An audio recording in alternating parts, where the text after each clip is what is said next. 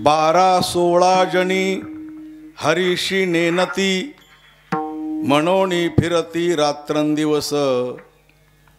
हरिमुखी गाता हरपली चिंता, त्या नाही मागुता जन्म घेणे.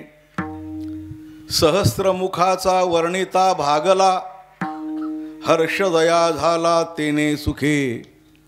वेद जाणू गेला पुढे मौनावला, ते गुह्य तुझला प्राप्त कैसे. पूर्वसुकृताचा पूर्ण अभ्यासाचा, दास सद्गुरूचा तोची जाणे. हरिमुखी गाता हरपली चिंता, त्या नाही मागुता जन्म घेणे. जाणते नेनते हरीचे ठिकाणी, एका जनार्दनी हरी बोला. हरिमुखी गाता हरपली चिंता, त्या नाही मागुता जन्म घेणे. पांडुरंगा पांडुरंग करू प्रथम नमन, पांडुरंग करू प्रथम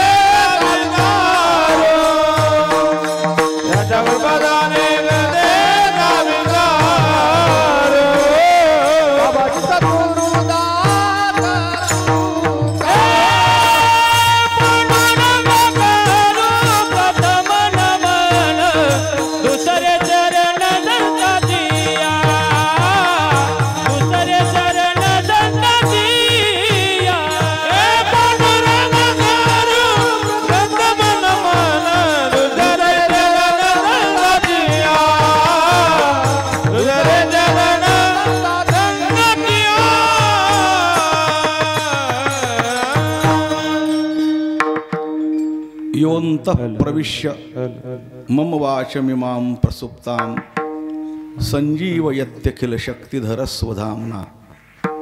अन्यांशहस्तचरणश्रवणत्वगादीन् प्राणान्नमो भगवते पुरुषाय तुभ्यं. संतांच्या परंपरेतील मधल्या काळात भरीव कामगिरी करणारे श्री संत एकनाथ महाराज, त्यांचा 5 चरणाचा अभंग आज सेवेसाठी निवडलेला आहे. अभंग हरिपाठातील आहे. का निवडला त्याची दोन कारणं तर नक्की सांगता येतील. एक कारण, या अभंगामध्ये 12-16 आहे. 12 चंद्राच्या कळा असतात, 12 सूर्याच्या कळा असतात आणि 16 चंद्राच्या कळा असतात. चंद्रवरती साक्षीला आहे, कारण आज कोजागिरी पौर्णिमा आहे. थोडं तरी औचित्य असलं पाहिजे म्हणून हा अभंग निवडला. एरवी चंद्राबद्दल वर्णन करण्याचा कधी योग येतच नाही. दुसरं कारण, एकनाथ महाराज हे मध्यम काळातील संत आहे. म्हणजे ज्ञानोबाराय नामदेवराय आधी झालेले, तुकाराम महाराज निळोबाराय नंतर झालेले, मधल्या काळात ते एकनाथ महाराज. मधला काळ म्हणजे कोणता? आक्रमणांच्या तीव्रतेचा काळ. तशी आक्रमण तर ज्ञानोबाराच्या काळात पण झाली होती. देवगिरीवर जे अल्लाउद्दीनने आक्रमण केलं ते ज्ञानोबाराच्या काळातच केलं होतं. पण त्यापेक्षा आक्रमणांची जी तीव्रता होती ती एकनाथ महाराजांच्या काळात जास्त होती. कारण राम मंदिर हे काही माऊलींच्या काळात नाही पाडलं. राम मंदिर हे बाबरने आणि एकनाथ महाराजांच्या काळात पाडलेलं आहे. म्हणजे तो आक्रमणांच्या तीव्रतेचा काळ होता. 1528 साली बाबर भारतावर चालून आला अफगाणिस्तानहून आणि त्याने अयोध्येवर हल्ला केला आणि आपलं राम मंदिर पाडलं. आणि लगेच एकनाथ महाराज वैकुंठाहून 1533 साली मृत्यूलोकात आले. किती फरक? 5 वर्षाचा फरक. 1528ला राम मंदिर पाडलं आणि 1533ला एकनाथ महाराज आले. म्हणजे राम मंदिराची जी हानी आहे, जी झळ आहे किंवा पुन्हा बांधण्याची जी कळकळ आहे, ही लक्षात घेऊन एकनाथ महाराज मृत्यूलोकात आले. आणि तशाच प्रकारचं त्यांनी धारदार शब्दामध्ये आणि वाङ्मयाची निर्मिती केली. म्हणून आपण निदान कमीत कमी 400-500 वर्षानंतर का होत नाही, पण पुन्हा राम मंदिर बांधू शकलो, ही संतांची कृपा आहे आपल्या पाठीमागे, असं मान्य करावं लागेल. कारण संतांनी आपल्या या भारत देशामध्ये हा प्रतिकार करण्याचा जो स्फुल्लिंग आहे हा कधी विझू दिला नाही. समाज काय? समाज हा अज्ञानी असतो, समाज बेसावध असतो, समाज निद्रिस्त असतो, है ना. समाजाने फक्त मोजायचं, बाबर कधी आला होता, गजनी कधी आला होता.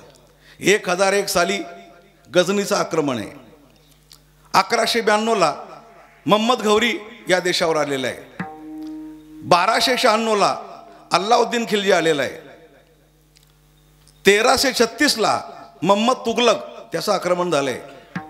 1528ला बाबर या देशात आक्रमण करण्याकरता आलाय. त्यानंतर मग अकबर, नंतर औरंगजेब, त्यानंतर मग अब्दाली आणि नंतर इंग्रज. कुठून सुरुवात केली? गजनीपासून तर इंग्रजांपर्यंत जवळजवळ 1000 वर्षाचा कालावधी. आणि एवढ्या कालावधीमध्ये आपण गुलाम राहिलो. गुलाम. परके लोक आक्रमण करत राहिले, देशाला लुटत राहिले, आपल्या मुली, आपल्या सुंदर सुंदर स्त्रिया, पतिव्रता त्यांना बाटवत राहिले. आणि आम्ही गुलामगिरीच्या आणि लाचारपणाने या देशामध्ये जगत राहिलो. आणि अशा काळामध्ये एकनाथ महाराजांनी भगवंताकडे टाव फोडलेला आहे.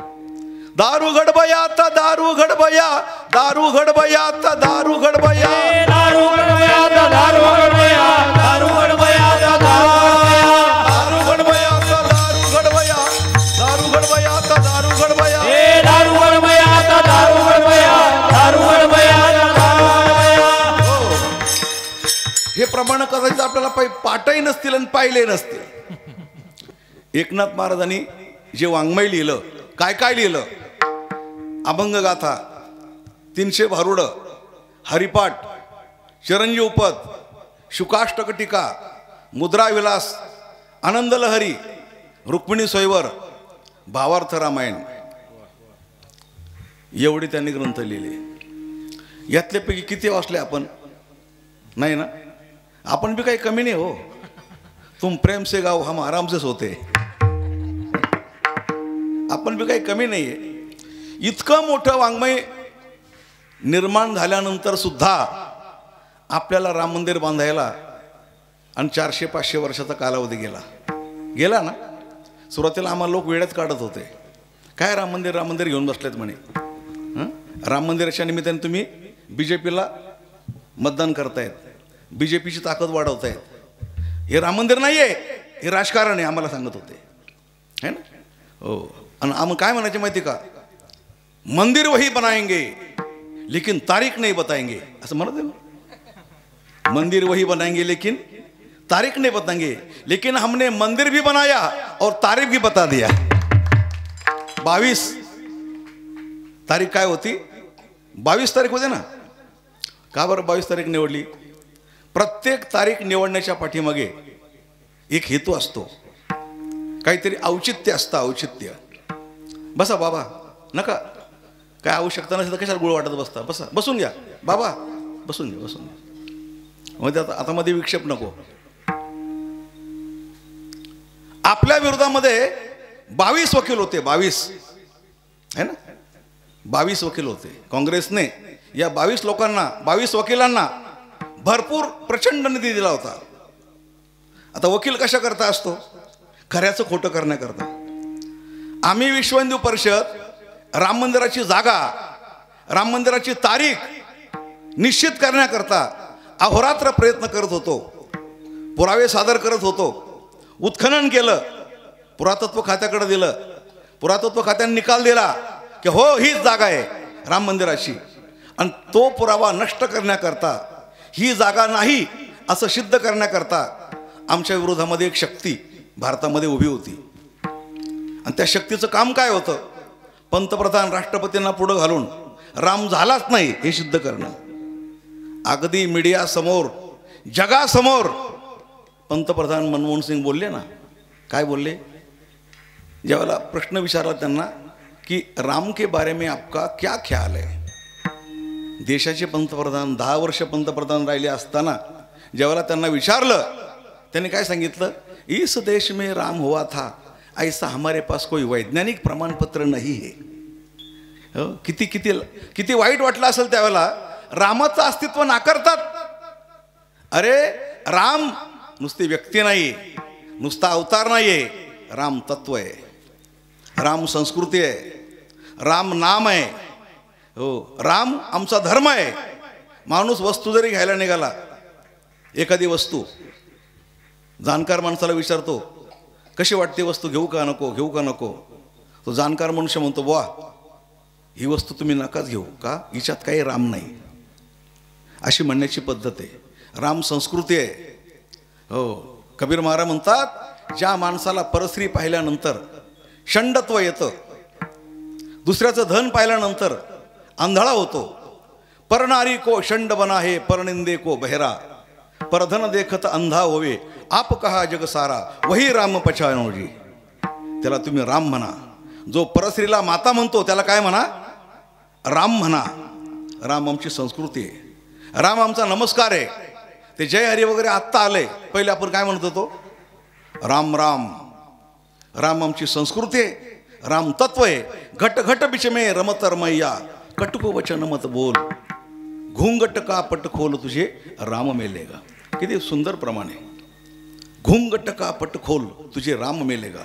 जरा झापड उघडा, झापड, पडदा दूर करा, तुम्हाला कणाकणात राम दिसेल. आणि अशा रामाचं अस्तित्व ज्यांनी नाकारलं, हो, जे लोक रामाचं अस्तित्व नाकारतात ना, लोक पण त्यांचं अस्तित्व नाकारतात. तुम्ही जर म्हटले रामाची या देशाला, राम मंदिराची काही गरज नाही, तर लोकही म्हणतात तुमची आम्हाला काही गरज नाही. हा सिद्धांत आहे.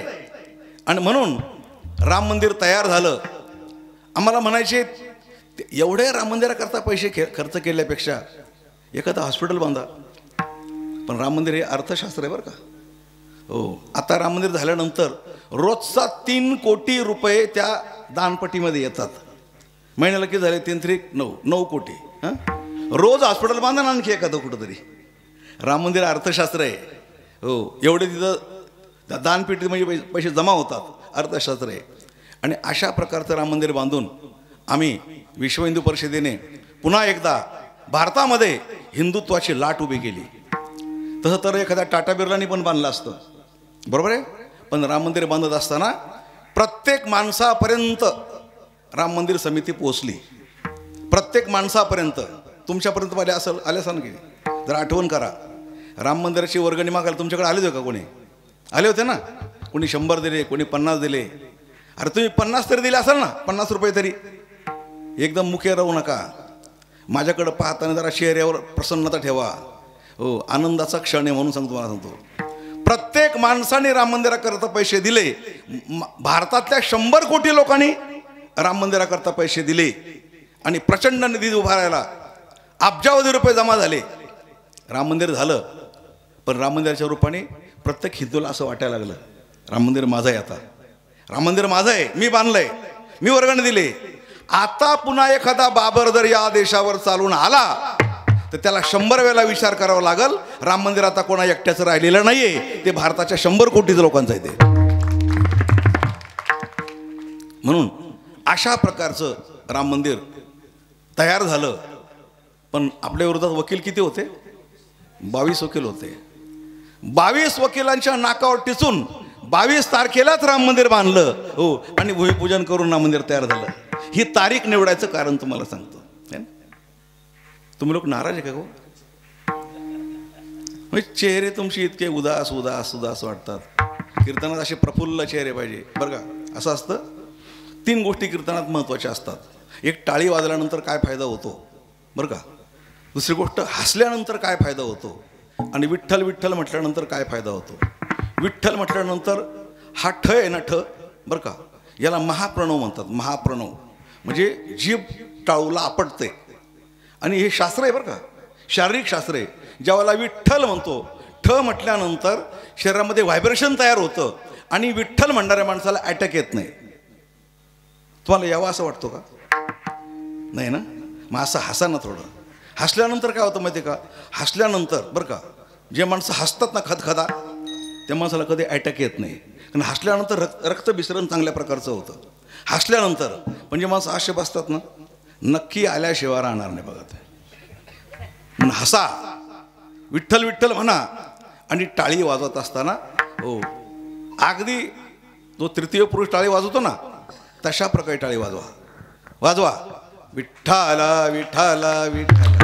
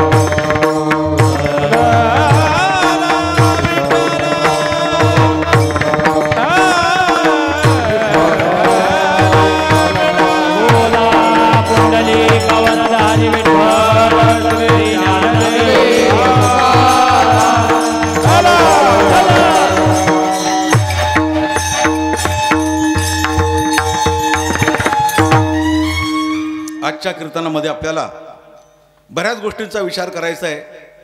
पहिली गोष्ट म्हणजे, सर्वात महत्त्वाची गोष्ट म्हणजे, आज आद्य कवी महर्षी वाल्मिकींचा जयंती सोहळा आहे. त्यानिमित्ताने युवा प्रतिष्ठान, महर्षी वाल्मिकी युवा प्रतिष्ठान ग्रुप कोदळी आपल्या गावाने आणि हा जयंती महोत्सव साजरा केलेला आहे. दुसरी गोष्ट म्हणजे, आज कोजागिरी पौर्णिमा आहे. भगवान कृष्णाने द्वापार युगामध्ये याच तिथीला रासक्रीडा केलेली आहे. हा दुसरा महत्त्वाचा दिवस आहे. हो, आणि अशा महत्त्वाच्या दिवसाकरता तुम्ही सर्वजण या ठिकाणी आलेले आहेत.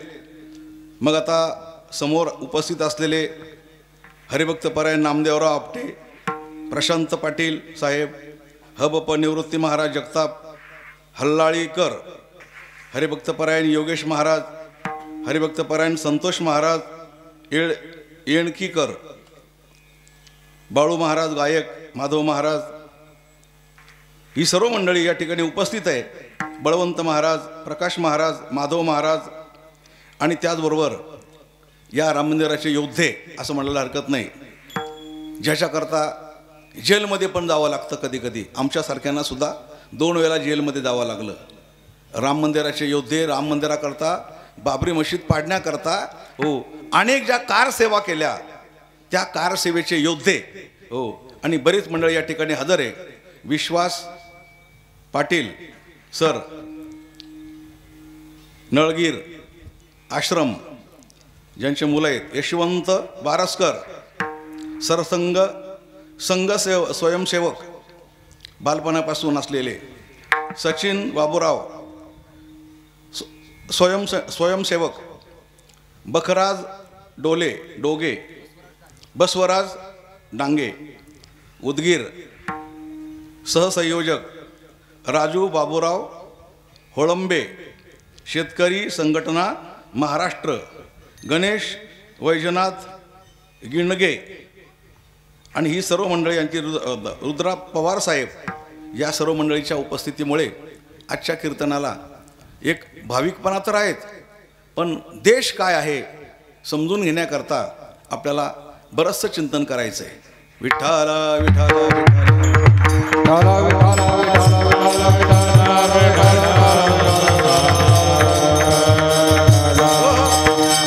आपल्या देशाला काही काळ आक्रमणांचा देश असं घोषित केलं होतं, कारण एवढे आक्रमण दुसऱ्या कुठल्या देशावर झालेच नाही ना.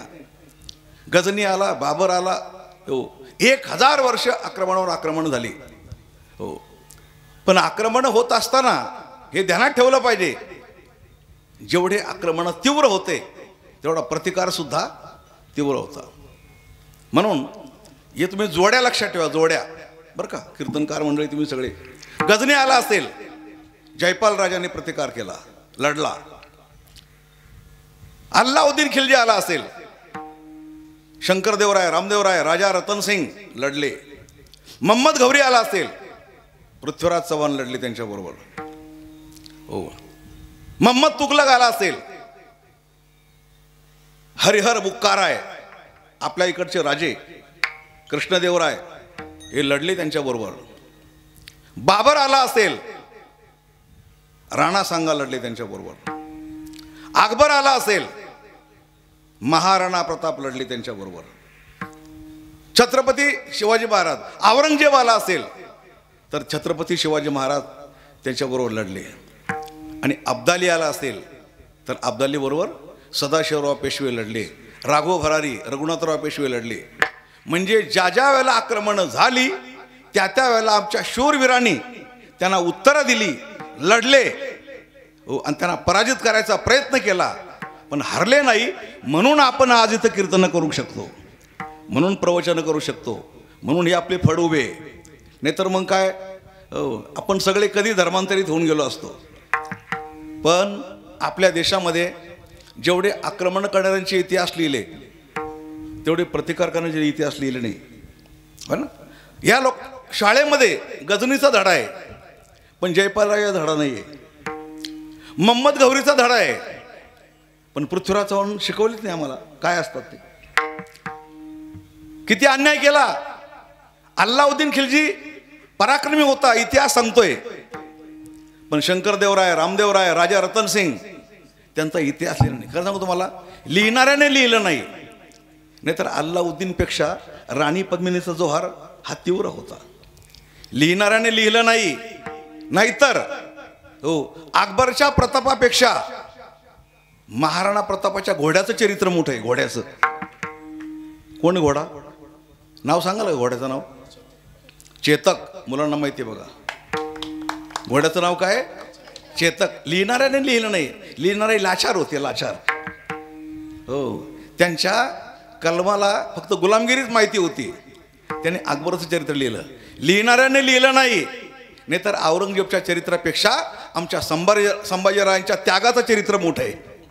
छावा पाहिला की नाही? हो, औरंगजेबचं थडगं आजही इथं आहे महाराष्ट्रामध्ये. कोण जातं का तिथं? कशाला जातंय कोणी? पण आमचा संभाजीराजा मरून सुद्धा त्यागामुळे अजरामर झालेला आहे. बरोबर झालं की नाही? अजरामर झालेला आहे. म्हणून इतिहासकारांनी आमच्यावर अन्याय केले एवढ्याकरता संत प्रमाण पहा आणि संतांच्या माध्यमातून समाजाला समजून सांगा, हा आमचा हेतू आहे. नामदेवराय म्हणतात, राजे भ्रष्ट यौवन झाले, राजे भ्रष्ट यौवन झाले, राजे भ्रष्ट यौवन झाले, राजे भ्रष्ट यौवन झाले. ठाई दोष घडले, ठाई दोष घडले, ठाई ठाई दोष घडले, ठाई ठाई दोष घडले. मग ही अवतार घेतले, मग ही अवतार घेतले, मग हे अवतार घेतले, मग हे अवतार घेतले. कली दोष हारावया, करे दोष हरावया, दोष हरावया, दोष हरावया. सांगावे सविस्तर, हे सांगावे सविस्तर, हे सांगावे सविस्तर, हे सांगावे सविस्तर. हे सांगावे सविस्तर, हे सांगावे सविस्तर, हे सांगावे सविस्तर, हे सांगावे सविस्तर. नामदेव महाराज म्हणतात, राजे भ्रष्ट यौवन झाले, म्हणजे आक्रमण, जे नावं सांगितलं मला नावं, त्यांची नावं नामदेवराय म्हणतात. राजे भ्रष्ट यौवन झाले, ठाई ठाई दोष घडले, मग इही अवतार घेतले. इही म्हणजे कोणी? ज्ञानोबाराय, सोपन काका, मुक्ताबाई, निवृत्तीनाथ महाराज. इही म्हणजे यांनी, तृतीयेचं बहुवचन आहे की नाही? इही. मग इही अवतार घेतले, कशा करता? कली दोष हरावया. पण हे प्रमाण आम्ही 700 वर्ष दाबूनच ठेवले. कोणी फडकरी सांगत नाही, कोणी कीर्तनकार सांगत नाही, पाठाला शिकवले जात नाही, संत वाङ्मयाच्या निर्मितीचा हेतू सांगितला जात नाही. लोकांना वाटतं बरं का, बऱ्याच लोकांना वाटतं संत वाङ्मय कशा करता लिहिलंय? आमचा प्रपंच चालण्याकरता, हे की नाही? एक कीर्तन पाठ केलं की बंगले बांधता येतात. 10-5-50 अभंग पाठ केले, कीर्तन झाले की बंगले बांधता येतात. म्हणजे संतांनी आमच्या पोटाचा विचार केलाय, असा लोकांनी अर्थ लावला. पण तसं नाही. आज जो अभंग घेतला एकनाथ महाराजांचा सेवेकरता, ते एकनाथ महाराज त्या काळामध्ये काय काय रूपाने फिरले? वासुदेवाच्या रूपाने, बोधल्या, जागल्या, बरं का.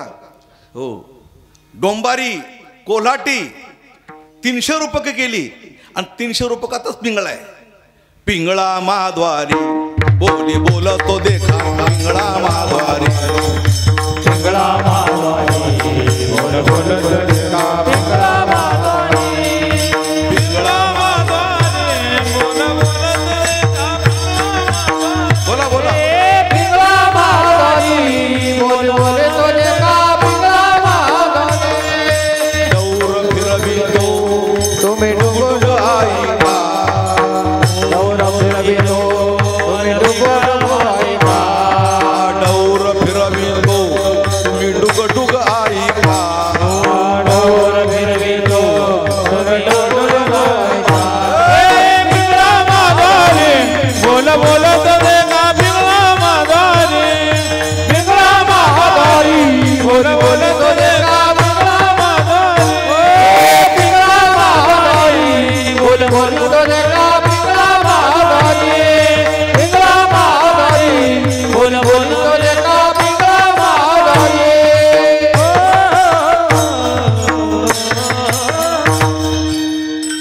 पिंगळ्याची ऊर्जा आहे, जागवणं हे पिंगळ्याचं काम आहे. आम्ही फक्त उड्या मारायला शिकलो. अरे पिंगळा वरच्या आळीला आला, मधल्या आळीला, खालच्या आळीला.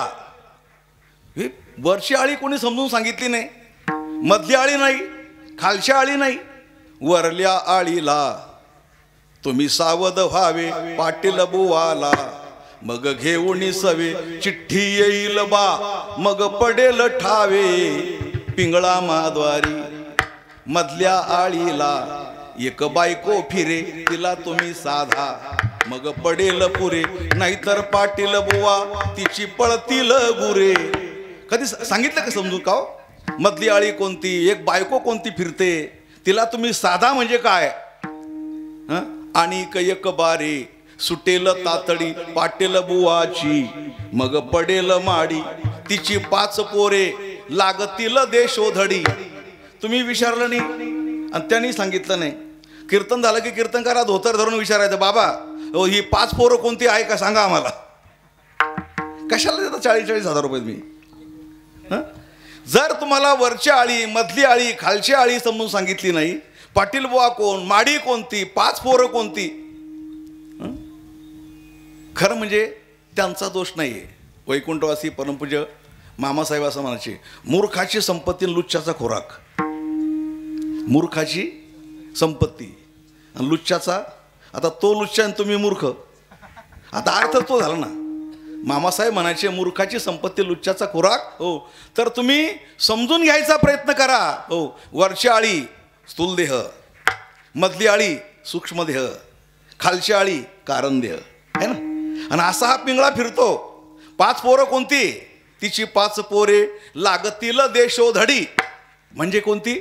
हो, पृथ्वी, आप, तेज, वायू, आकाश असे पंचमहाभूत एकमेकाच्या दिशेला निघून जातील.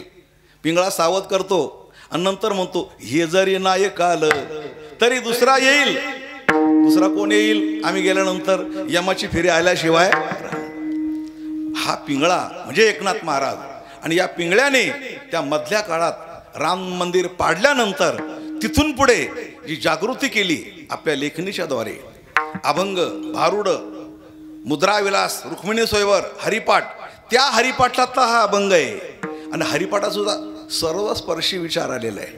वेदांत आहे, भौगोलिक विचार आहे, कौटुंबिक विचार आहे, आध्यात्मिक विचार आहे, शास्त्र आहे. हो, त्यापैकी आजच्या अभंगामध्ये हो जो विचार आहे थोडा भौगोलिक विचार आहे. हे का भ्रमण करतात? 12 आणि 16 कळतं म्हणून भ्रमण का कळत नाही म्हणून भ्रमण? कळत नाही म्हणून भ्रमण. मनोनी फिरती रात्रंदिवस, मनोनी फिरती रात्रंदिवस, 12-16 दानी हरि दिने नदी, हरि दिने नदी, 12-16 दानी हरि दिने नदी, हरि दिने नदी, 12-16 दानी हरि दिने नदी, हरि दिने नदी, 12-16 दानी हरि दिने नदी, हरि दिने नदी. मनोने फिरती रात्रंदिवस, मनोने फिरती रात्रंदिवस, मनोने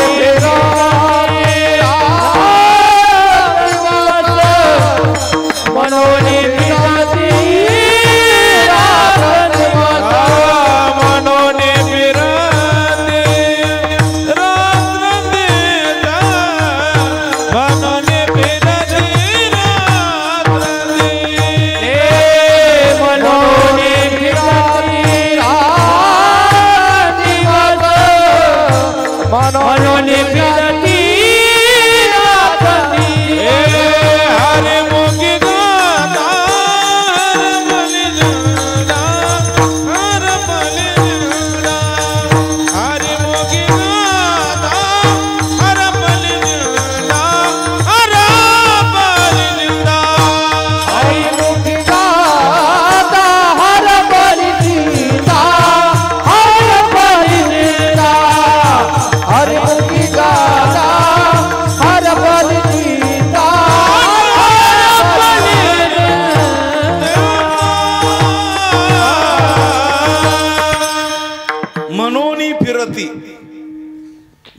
विचार आहे. अहो ते पण शोधातच आहे. कोणाच्या शोधात आहे? आम्हाला फिरवणारा कोण आहे? सूर्य पण हाच विचार करतो, मला प्रकाश येतो कुठून? मी जगाला देतो पण मला देणारा कोण आहे? समुद्र तोच विचार करतोय, मी तर जगाला पाणी देतो पण मला पाणी पुरवणारा कोण आहे? पृथ्वी पण हाच विचार करते की मी सर्व जगाला औषधी अन्न पुरवते, वृक्ष वल्ली, पण माझ्यामध्ये शक्ती येते कुठून? हा चंद्र पण विचार करतोय की मी जगाला औषध देतो.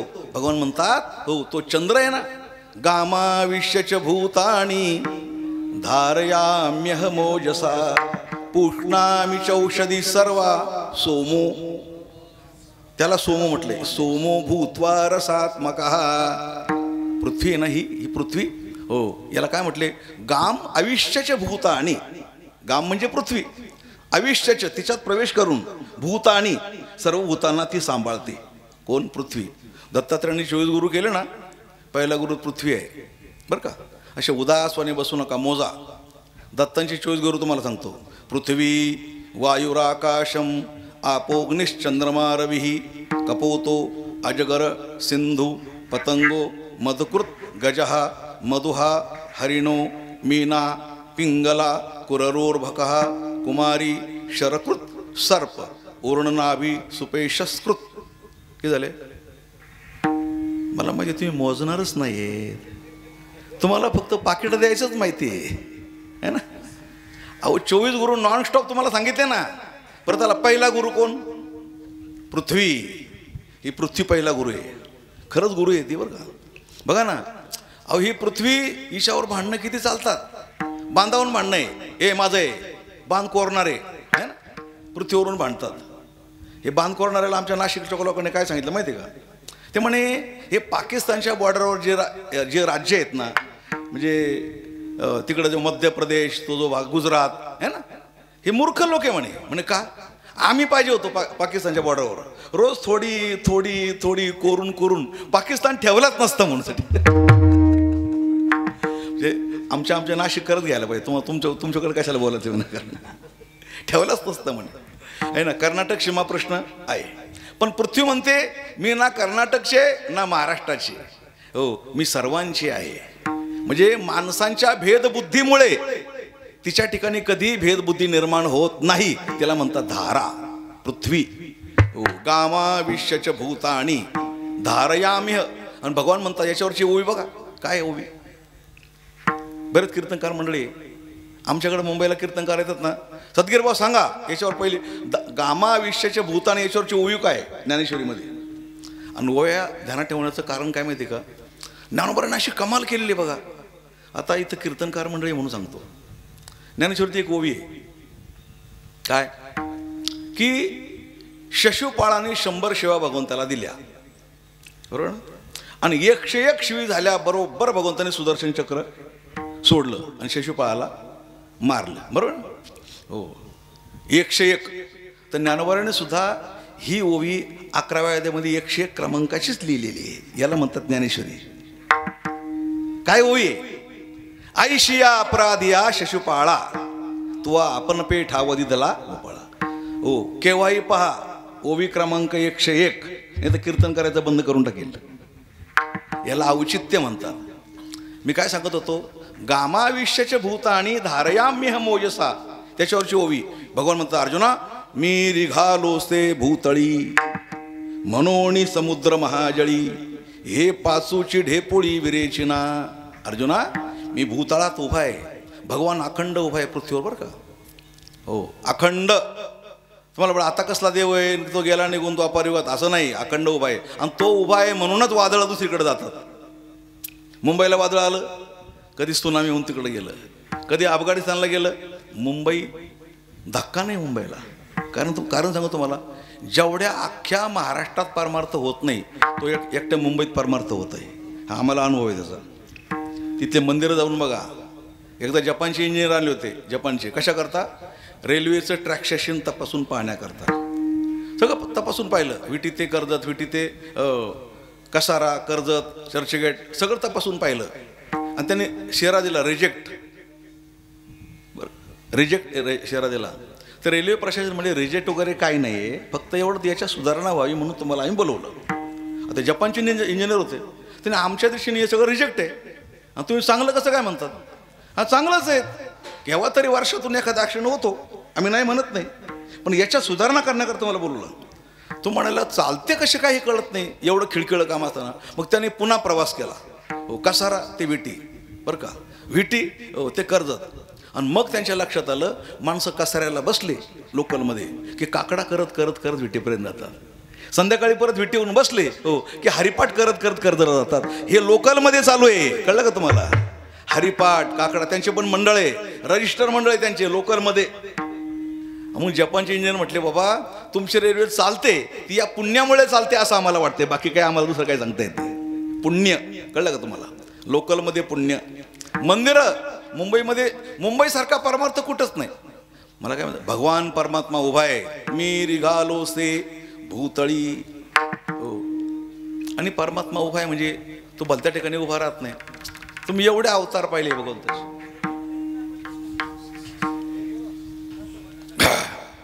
मत्स्य, कच्छ, वराह, नृसिंह, वामन, परशुराम सगळे अवतार भारतातच झाले, बरोबर आहे. एक तरी अवतार असा चीनमध्ये का बरं नाही झाला. एखादा अवतार अमेरिकेत देवाचा, एखादा अवतार रशियामध्ये, एखादा अवतार वेस्ट इंडिजमध्ये. काय फरक झाला असता, फक्त काळा झाला असता एवढं फक्त. एखादा नेपाळमध्ये, एखादा भगवंताचा अवतार चीनमध्ये, जरा चेहरा बदलला असता. सगळे अवतार भारतातच का, त्याचं उत्तम अशा प्रकारचं उदाहरणाचं आहे. मुद्दा आहे की भगवंतानी सगळे अवतार भारतातच घेतले, कारण जन्माला देवाला जन्माला घालणारी कौशल्या ती फक्त भारतातच आहे, अमेरिकेत नाही आहे ना. देवाला जन्माला घालणारी देवकी कुठं आहे, भारतातच आहे, अमेरिकेत नाही. अमेरिकेत आहे पण कोण, लेडीज अँड जेंटलमॅन, बरोबर ना. लेडीज अँड त्यांचे कॉन्ट्रॅक्ट मॅरेज बरं का, ते लग्न आहे ना त्यांचे, फक्त बॉन्ड असतो तो. हो, तो कामावर आला का ती म्हणते, हो हे बघा हे नाश्ता पाणी करून ठेवलाय, मी माझ्या मित्राबरोबर चालले. बायको म्हणते, तो म्हटलं मग मला जेवायचं नाही, मी माझ्या मैत्रिणीबरोबर चाललो. म्हणजे नवऱ्याला एक मैत्रीण असते, हिला एक बॉयफ्रेंड असतो. हे त्यांचे संसार आणि ते तुमचं आकर्षण. ध्यानात ठेवा, भारतीय संस्कृती सर्वात श्रेष्ठ आहे.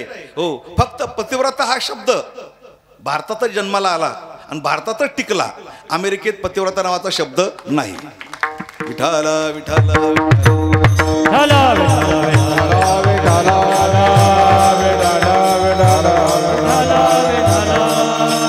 म्हणून गामा आयुष्याच्या भूताणी यांना काय झालं उठायला. मला वाटतं सोंग पाळणारे माणसं आहे काय नाही, म्हणजे कसं आहे त्यांना वाटतं काही सोंग निघाला नाही, काय नाही अजून इतक्या वेळ झाल्यापर्यंत.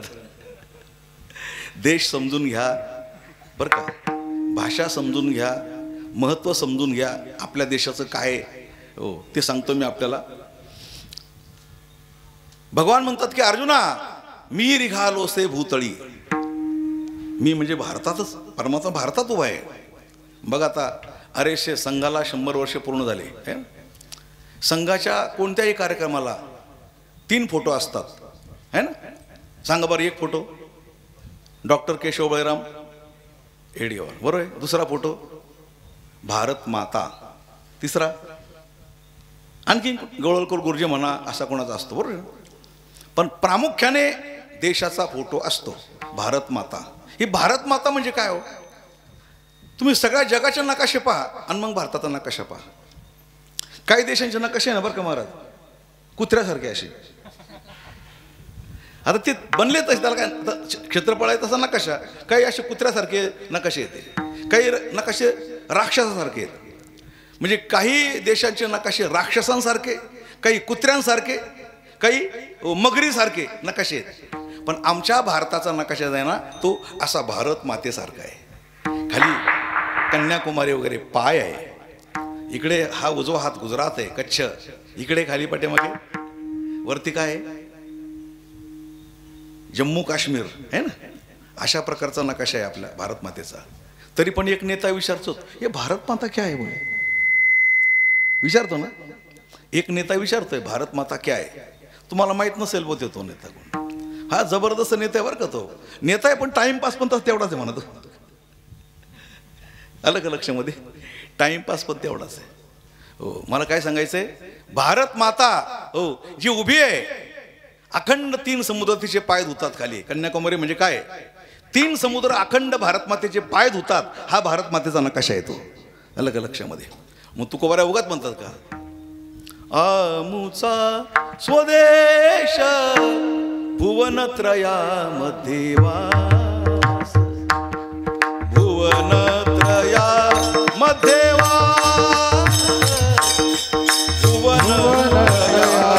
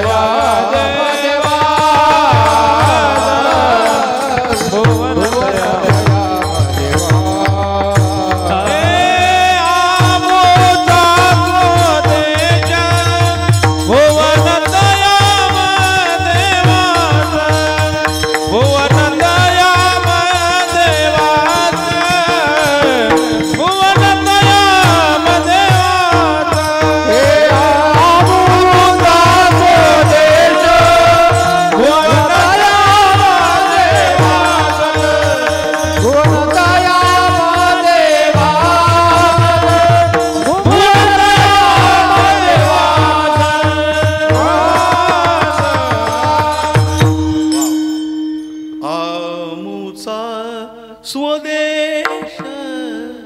देश राखमन देश आहे ना, अलग लक्षात. थोडा आपण बी औचित्य आणायचा प्रयत्न करायचा. आमुचा स्वदेश आणि भुवनत्रयामध्ये वास, माय बापाची लाडकी आणि कळो आले हे लौकिकी. अभंग आहे, जबरदस्त आहे. हो, कीर्तनकारांनी ते शोधून काढावे. त्यात आम्ही 5 प्रकारचे देश सांगत असतो. एक नेत्यांचा देश, दुसरा एक क्रांतीवीरांचा देश बरं का, हो, तिसरा शूरांचा देश, 5वा देशभक्तांचा देश बरं का, 4था देशभक्तांचा देश, हो, आणि मग 5वा हो आणि तुकोबाऱ्याचा देश. असे आम्ही ते आता आज ते प्रस्तुत आजच्या अभंगाला नाही, आपला आज अभंग मोठा आहे. मला काय म्हणायचंय, मनोनी फिरती. का मनोनी? मनोनीच्या पाठीमागे काहीतरी कारण आहे ना. चंद्र सूर्य का फिरतात? फिरतात. अरे असं कसं काय? फिरायची कारण आहे, अध्यात्म आहे ते. मनोनी म्हणजे ते पण शोधात आहे, आणि शोध काही लागत नाही, ते फिरल्याशिवाय राहत नाही. आमचे कामं झाल्याशिवाय ते फिरतात. आमचे कामं चालू आहे. पृथ्वी फिरते, पूर्ण चक्कर झाला की 1 दिवस होतो. पृथ्वी फिरते, ती याच्याच करता फिरते. मनोनी फिरती रात्र, चंद्र फिरतो, मनोनी फिरती रात्रंदिवस. आणि असं फिरणं हे तृप्तीचं लक्षण आहे का अतृप्तीचं लक्षण आहे? अतृप्तीचं. फिरणं म्हणजेच अतृप्तता है ना. हो, जगामध्ये सगळे साधक काही ना काही धडपड चालूच आहे. कोणी शब्द शोधतात, कोणी यज्ञ करतात, कोणी भ्रमण करतात, कोणी तीर्थयात्रा करतात, कोणी शास्त्र शोधतात, कोणी वाद करतात. या जगामध्ये 5 प्रकारचे साधक आहे.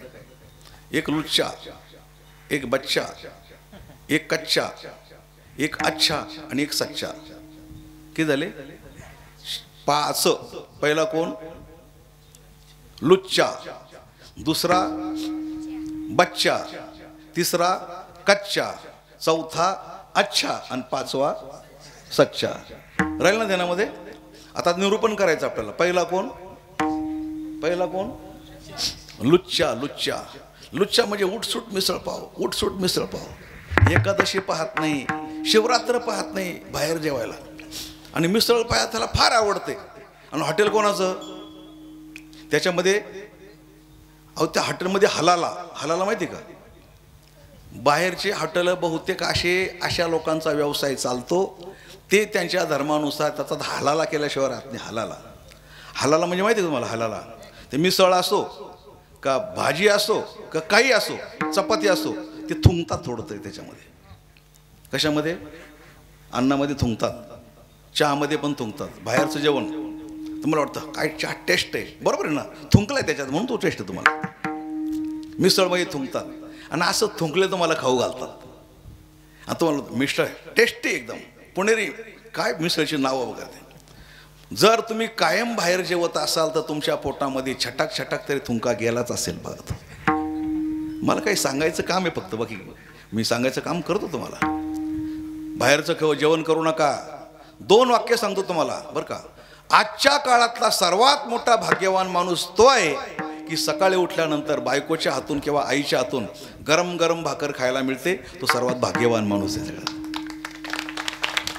आणि आत्ताच्या काळातला सर्वात दुर्दैवी माणूस तो आहे की उठसूट बाहेर खाल्ल्याशिवाय पर्याय नाही. किती पैसे असू द्या, करता काय त्याला. हां, बाहेरचं जेवण करणारे कुठं आंघोळ करतात की नाही, हो, शौचालय जाऊन ढोंगण धुतात की नाही, तुम्हाला काय माहिती. ते बनवून देतात, तुम्ही खातात. हातपाय धुत नाही, काही नाही, तुम्हाला टेस्टी लागतं सगळं काही. ध्यानात ठेवा, आपली बायको साधी जरी असली, आई कशी असू द्या, हो, पण तिच्या हातचं जे जेवण तुम्ही जेवता ना, भाग्यवान माणसाला ते मिळतं, भलत्याला ते मिळत नाही. असं आहे. म्हणून लुच्चा, बाहेरचं खाणारा, त्याला काय म्हणायचं, स्वैर वागणारा, बाहेरचं खाणारा, नको ते खाणारा, नको ते पाहणारा लुच्चा. आता बच्चा म्हणजे काय, इथं मृत्यू लोकात येऊन तीळ तांदूळ धान्य यज्ञामध्ये टाकून जाळतो, पुण्यप्राप्ती करून स्वर्गाला जातो. त्याला काय म्हणायचं, बच्चा. तिळ जाळीले तांदूळ आणि कामक्रोध तैशेची खळ. मला सांगा, तीळ जाळली तांदूळ जाळले, म्हणजे जाळायला पाहिजे ते जाळले का, काय जाळायला पाहिजे, अज्ञान विकार कामक्रोध ते जाळले पाहिजे. अशा प्रकारचे विकार घेऊनच वर जातात. पण ते पण स्वर्ग सुख केव्हा तरी संपल्याशिवाय राहत नाही. बच्चा, परत खाली यावं लागणार आहे तुला. म्हणून त्या याज्ञिकाला म्हटले बच्चा. चारवाक लुच्चा, याज्ञिक बच्चा, कापडी कच्चा. भ्रमण करतो है ना, सारखा भ्रमण, काशी गया मथुरा प्रयाग सारखा भ्रमण करतो. लोकांना काय माहिती का, हे उद्योग लागले. आणि माऊली काय म्हणतं माहिती का, माऊलीने आणखीन 5 वर्ग सांगितलेले बरं का. चटपट चटपट, खटपट खटपट, फटपट फटपट, लटपट लटपट आणि तळमळ. माऊलीचा अभंग बरं का, माऊलींचा. चटपट चटपट म्हणजे तळलेलं खाऊ का तिखट खाऊ, याला काय म्हणायचं, चटपट चटपट. खटपट म्हणजे सारखे शास्त्र पुराण उचकत राहतो, परीक्षा देतो, खटपट. फटपट म्हणजे योग साधना, त्याला फटपट म्हणतात. लटपट म्हणजे गुरु शिष्य, गुरु शिष्य, गुरु शिष्य. इथं 50 शिष्य, तिथं 50 शिष्य, इकडे 100 शिष्य. गुरु गावात आला की शिष्य पळून जातो. गुरु आला वेशीद्वारे, शिष्य पळतो खांडोरी. कशासाठी केले म्हणून त्याचे आले वर्षासन. वर्षासना ते लाविती, रांडा पोरा ते गोविती. हो, तुका म्हणे आयशे गुरु शिष्य पण, आणि विठोबाच्या नरका जाते. लटपट लटपट आणि तळमळ तळमळ, सारख्या तीर्थयात्रा सारखा की, अहो तुम्ही गेले होते ना, परत चाललो म्हणे, ट्रिप चांगली आहे, खाय प्यायची मजा आहे. हो, नाश्ता किती माहिती का, काष्टा फिटेपर्यंत नाश्ता. त्यामुळे चाललो तीर्थयात्रेला, चाललो. हे जे भटकत फिरतात ना, ते काय गीत, सुंदर गीत आहे. काय म्हटलंय, कुठे शोधिशी रामेश्वर. ते काय आपलं प्रमाण नाही येते, अलग लक्षामध्ये. कुठे शोधशी, अरे का भटकता, का फिरता, जवळी असता जगजीवन, का धांडोळीशी वन, एकाग्र करी मन, आणि तेने पावसी समाधान रे. भटकू नका, फिरू नका, कारण तुझे आहे तुझं पासी. मीराबाई काय म्हणतात, मीराबाई म्हणते माशाला ताण लागली. नीट ऐका बरं का, कोणाला ताण लागली, माशाला. आता ताण लागली म्हणजे मासा राहतो कुठं, पाण्यात. आणि ताण कशाने जाते, दगडाने. ताण जाते पाण्याने. बरं, मासा जिवंत राहतो म्हणजे पाण्यात जिवंत राहतो का बाहेर जिवंत राहतो. बरं, तो जो ज्या अर्थे त्याला तहान लागली म्हणजे तो जिवंत आहे का मेलेला आहे. मेलेल्या माणसाला तहान लागते का, मासा जिवंत आहे का मेलेला, जिवंत आहे. जिवंत राहण्याकरता कुठं राहायला पाहिजे तो, पाण्यात का पाण्याच्या बाहेर, पाण्यात राहिला. आणि पाण्यात राहिल्यानंतर त्याला ताण लागली. ताण कशाने जाते, मग हसाव का रडावं. पाणी मो मिन प्यासी, मोहे सुन सुन आवत हासी. पाणी मो मिन प्यासी, आत्मज्ञान बिना नर भटकत है, कहा मथुरा कहा काशी. पाणी मो मिन प्यासी, याला काय म्हणायचं, भटकणारा. हो, याला म्हणायचं कच्चा. है ना, लुच्चा झाला, बच्चा झाला, कच्चा झाला. आता कोण, अच्छा. अच्छा म्हणजे हो, भटकत नाही, बाहेरचं खात नाही, यज्ञ करत नाही, धान्य जाळत नाही, आसन लावतो, एकाग्र होतो, समाधी लावतो. अच्छा, योगाला काय म्हटले? अच्छा. अच्छा आहे पण सच्चा नाही ना. का? अच्छा आहे, स्वतः आनंद भोगतो, स्वतःच्या समाधीचा स्वतः आनंद भोगतो, पण आपल्याला झालेला आनंद दुसऱ्याला देत नाही, म्हणून तो अच्छा आहे पण सच्चा नाही. मग सच्चा कोण आहे? सच्चा त्याला म्हणतात जे आपल्याला मिळालं ते जगाला देत फिरतो, त्याला सच्चा म्हणतात. संत है ना. काय प्रमाणे सेवितो हा रस. मग म्हणा की सेवितो हा रस वाढितो अनेका, सेवितो हा रस वाढितो अनेका, सेवितो हा रस वाढितो अनेका, सेवितो हा रस वाढितो अनेका, सेवितो हा रस वाढितो अनेका, सेवितो हा रस वाढितो अनेका, सेवितो हा रस वाढितो अनेका, सेवितो हा रस वाढितो अनेका.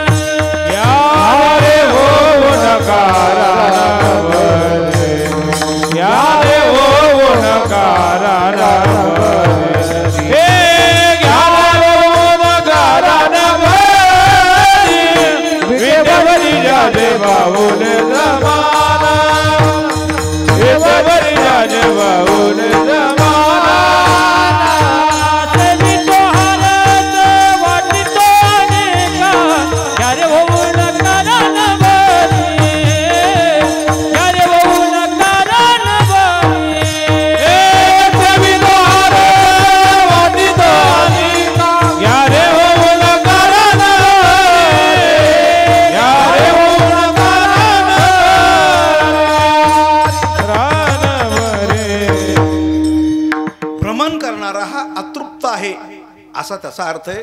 मनोनी फिरती रात्रंदिवस. आपण पण विचार करा ना, जसे ते सूर्य भ्रमण करतो, चंद्र, पृथ्वी, सर्व ग्रह भ्रमण करतात, शोध घेत आहेत, शोध. आपण बी शोध घ्या ना. आपल्या आतमध्ये जी शक्ती आहे, ऊर्जा आहे, है ना. मी पाहतोय पण शक्ती कोणाची? पाहण्याकरता, बोलण्याकरता, चालण्याकरता शक्ती कोणाची? हे आत शोधलं पाहिजे माणसाने, है ना. यत् चक्षुषा न पश्यन्ति येन चक्षुंषि पश्यति तदेव ब्रह्मत्वं विद्धि नेदम यदिदम उपासते. उपनिषद आहे. यत् श्रोत्रेण न शृणोति येन श्रोत्रम इदम श्रुतम तदेव ब्रह्मत्वं विद्धि नेदम यदिदम उपासते. हे सगळं शोध आहे आतमध्ये. अन्नात् भवन्ति भूतानि, हा शोध आहे. ही लिंक आहे सगळी, बरोबर आहे का नाही. आनंदादेव खलिमानि भूतानि जायन्ते अन्नेन जातानि जीवन्ति अन्नं प्रत्यन्तं विषं विशन्ति तद्विज्ञाय वरुणं पितरम उपसार. काय म्हणते भृगुवल्ली? काय सांगते आपल्याला? आतला शोध घ्या, आतला. आणि म्हणून मनोनी, प्रत्येक जण मनोनी फिरती रात्रंदिवस. हो, ह्या शोध घेता घेता ज्याला सहस्र तोंड आहे, नाही वर्णन करता करता सहस्र जिभा फाटल्या ज्याच्या, पण त्याला सापडला नाही. पण शोध लागल्यानंतर हर्ष झाला, पण तो सापडल्याचं बोलू शकला नाही, हर्ष मात्र झाला. त्याचं नाव शेष. अभंगाच्या दुसऱ्या सहस्रमुखाचा वर्णिता मागला, सहस्रमुखाचा वर्णिता भागला,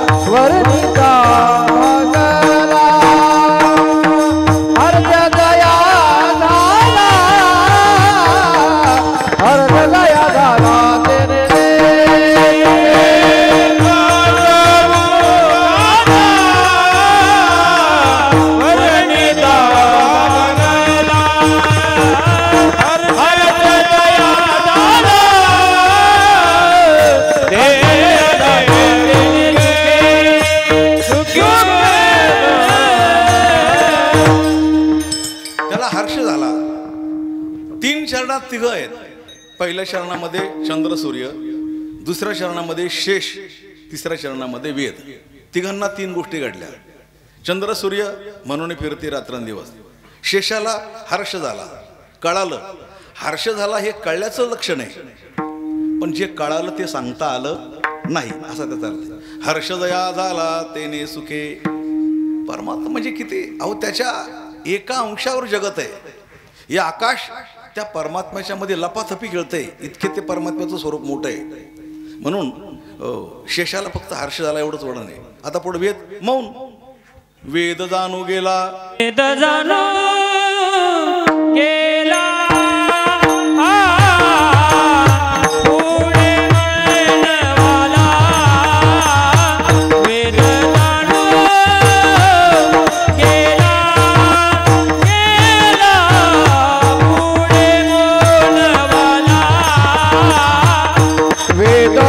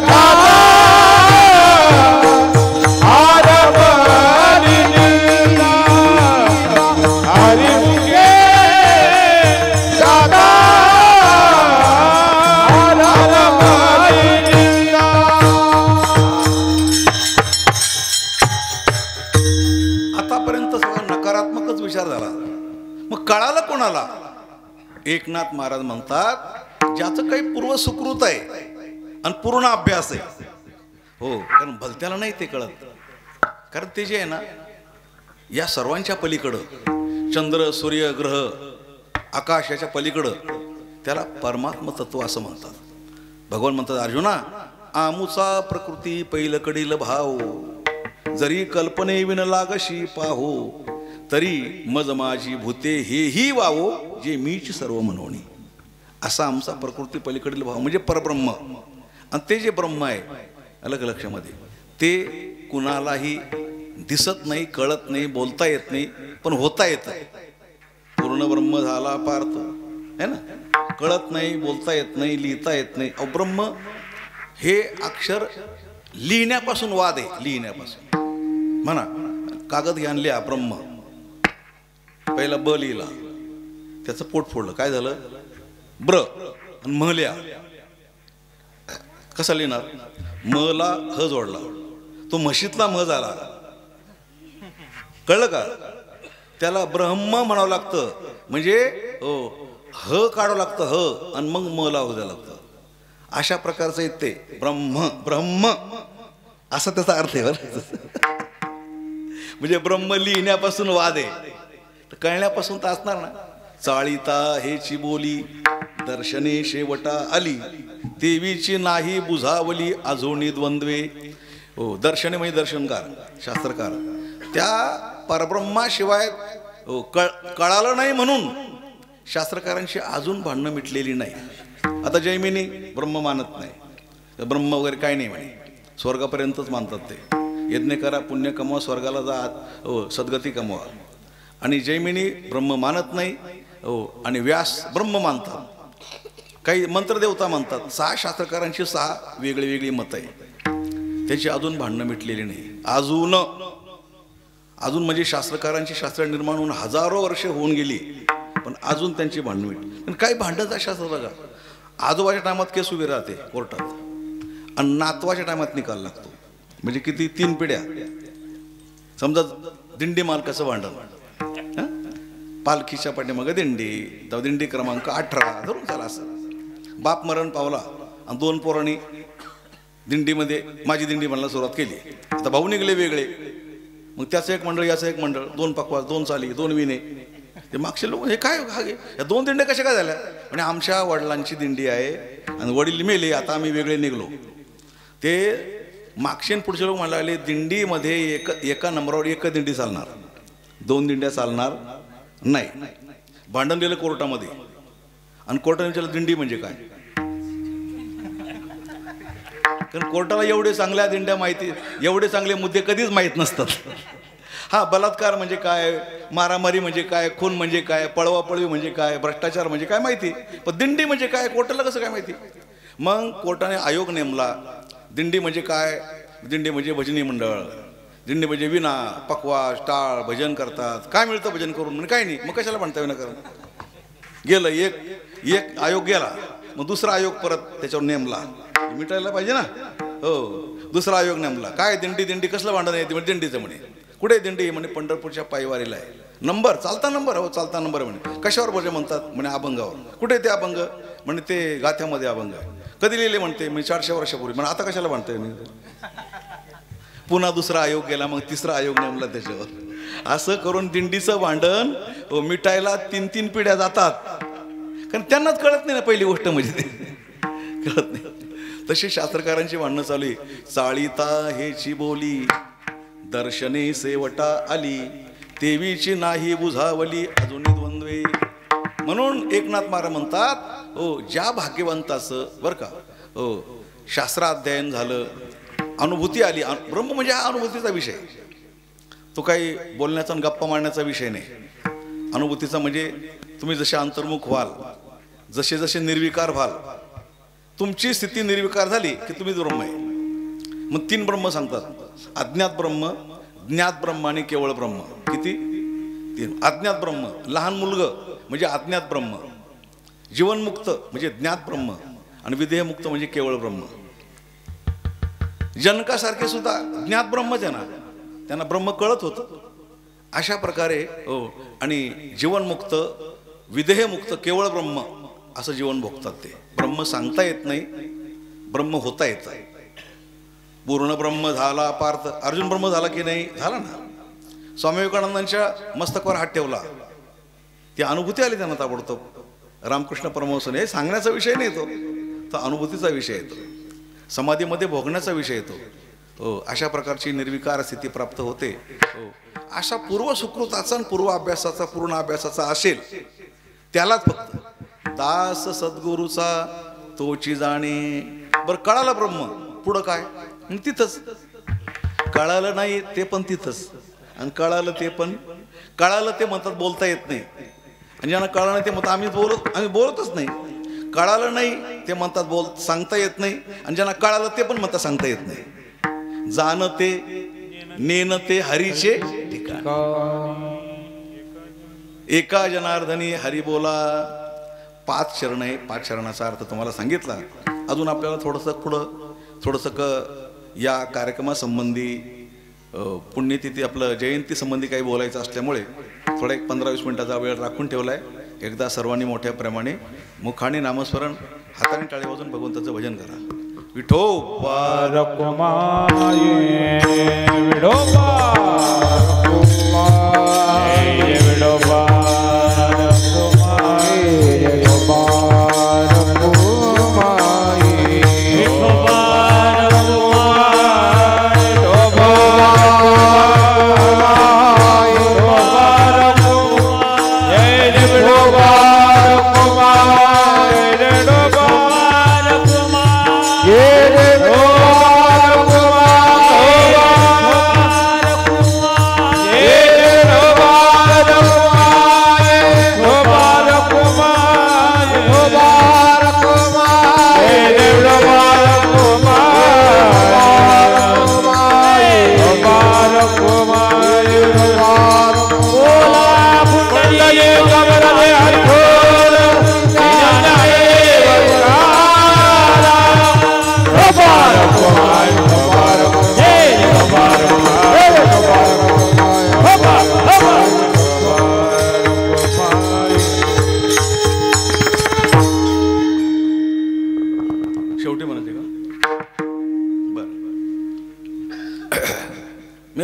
3 विषय सांगणार आहे.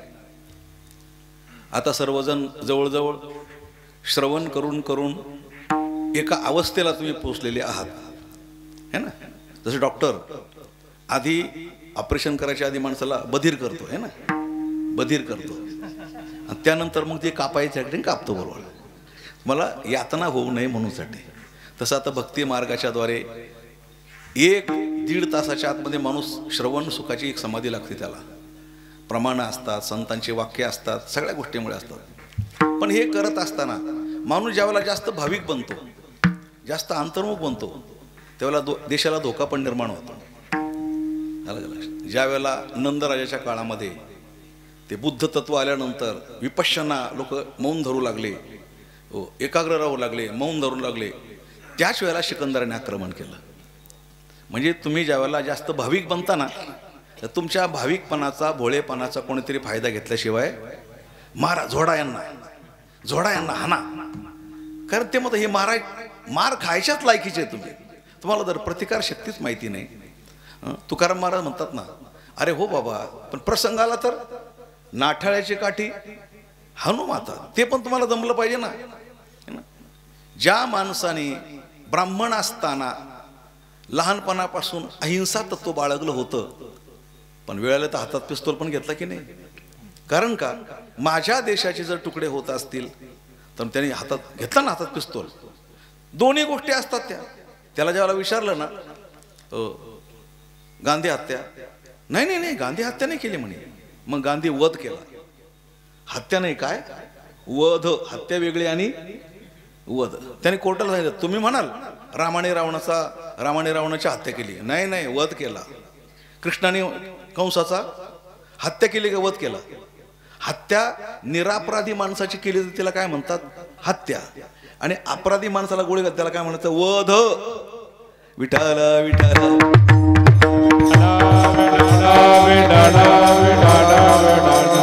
आपण कुठल्या हत्येचं समर्थन करत नाही, पण त्याच्यावर ग्रंथ लिहिले म्हणून सांगतो तुम्हाला.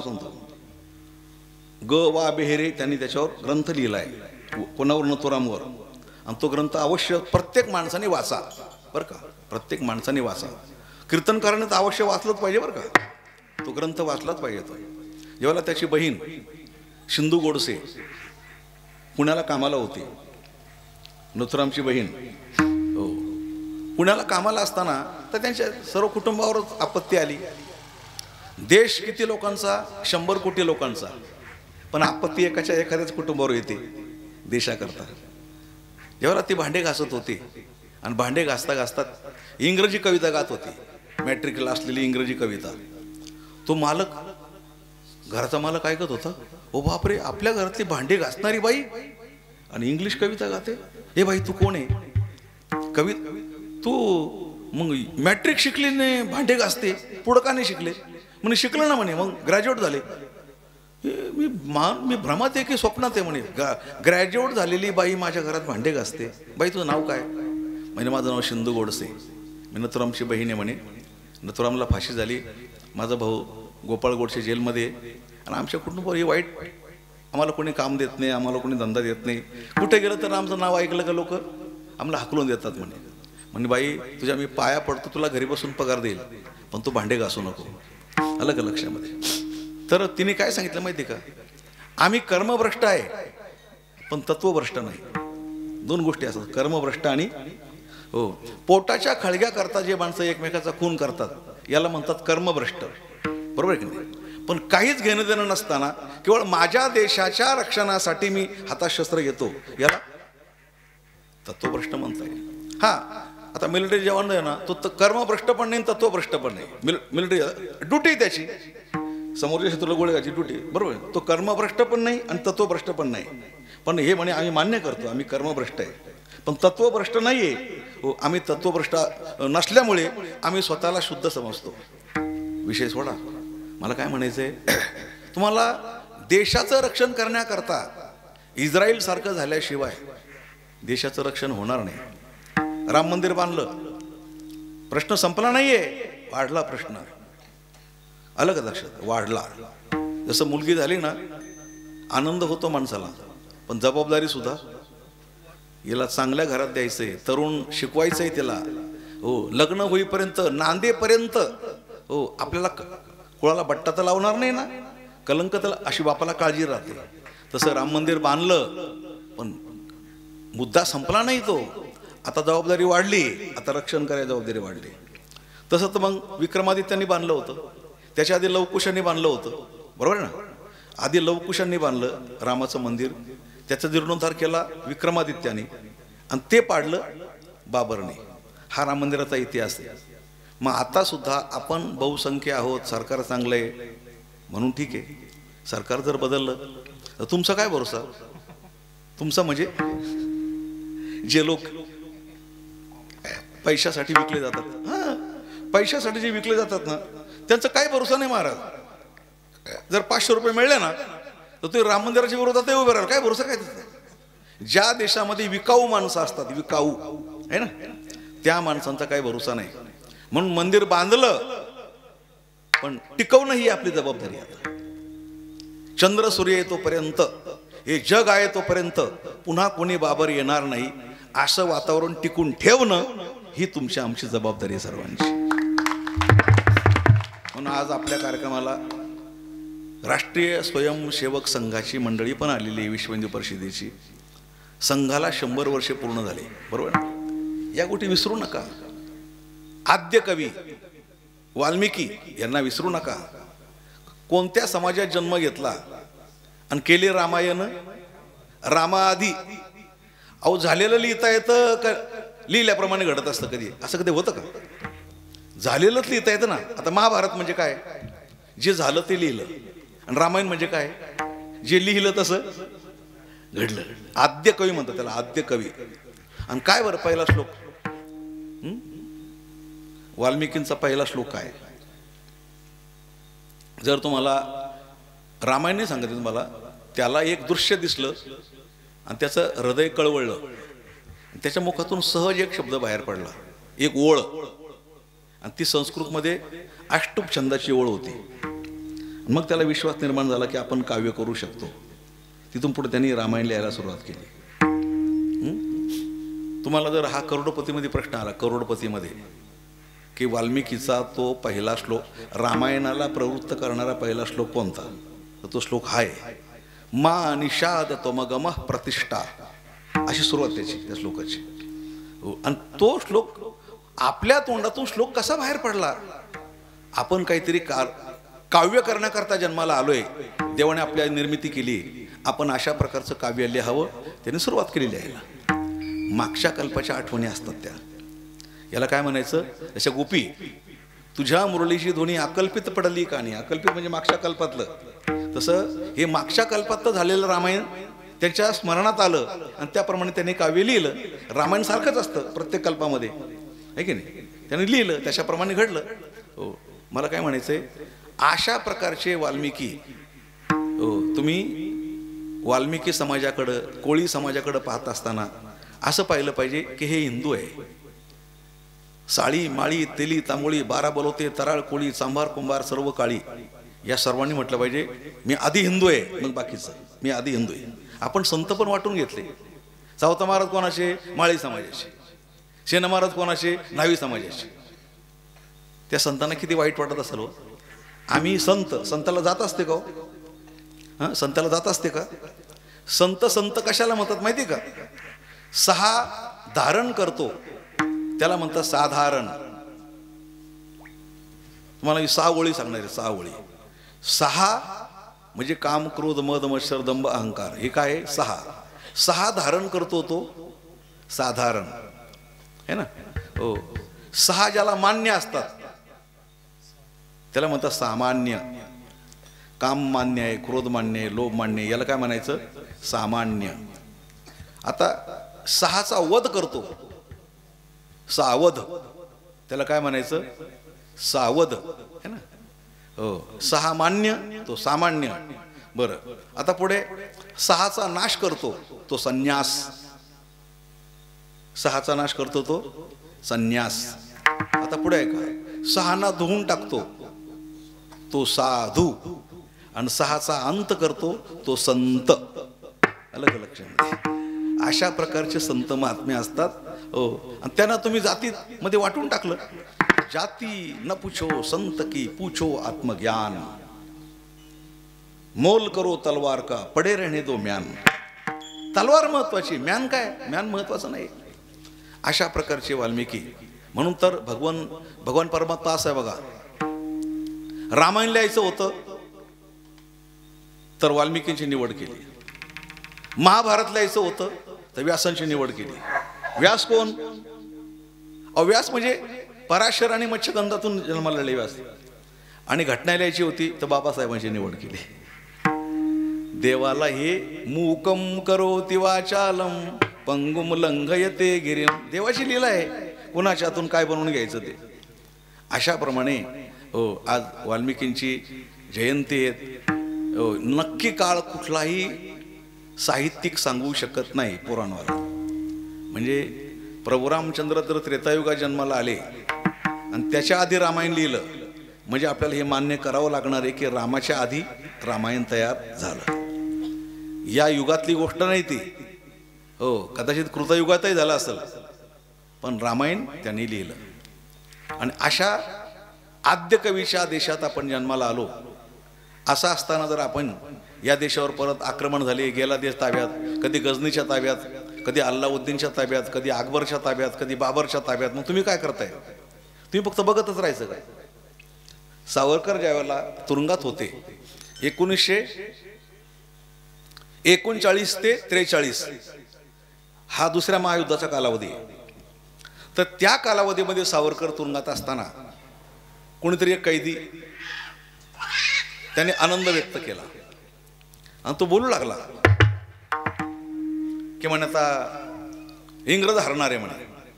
कारण ते जे युद्ध होतं ना, इंग्रज आणि हिटलर, तो कैदी म्हणायला लागला की इंग्रज हरणार आहे. मग जिंकणार कोण आहे? म्हणजे हिटलर. इंग्रज आणि हिटलर ते युद्ध, दुसरं महायुद्ध. हो, सावरकर म्हटले मग इंग्रज हरले तर काय फरक पडणार आहे? म्हणजे हिटलर जिंकणार आहे. बरं, जिंकला हिटलर, काय फरक पडणार आहे? म्हणजे इंग्रज हरणार आहे. बरं, हरले इंग्रज, काय फरक पडणार आहे? मग सावरकर म्हटले बघा, एक उदाहरण आहे. हे समजा एक गाढव आहे, गाढव. त्या गाढवावर पहिला एक सवारी बसलेली आणि ती उतरली आणि दुसरी बसली. आता सवारी बदलली पण गाढव तेच आहे ना. समजलं असेल तर बघा, मला कशाला बोलला होता. इंग्रज गेले आणि हिटलर आला, पण गाढव तर तेच आहे ना. कारण आम्हाला कोणीतरी बोकांडी असल्याशिवाय जमत नाही. नुसते बोकांडी घेत राहायचे. बाहेरच्या आले, बोकांडी घेतले. आजही तुम्ही बाहेरच्या वस्तू वापरता की नाही सांगा बरं? वापरता ना? स्वदेशी वापरा बरं का. प्रत्येक वस्तू स्वदेशी वापरा.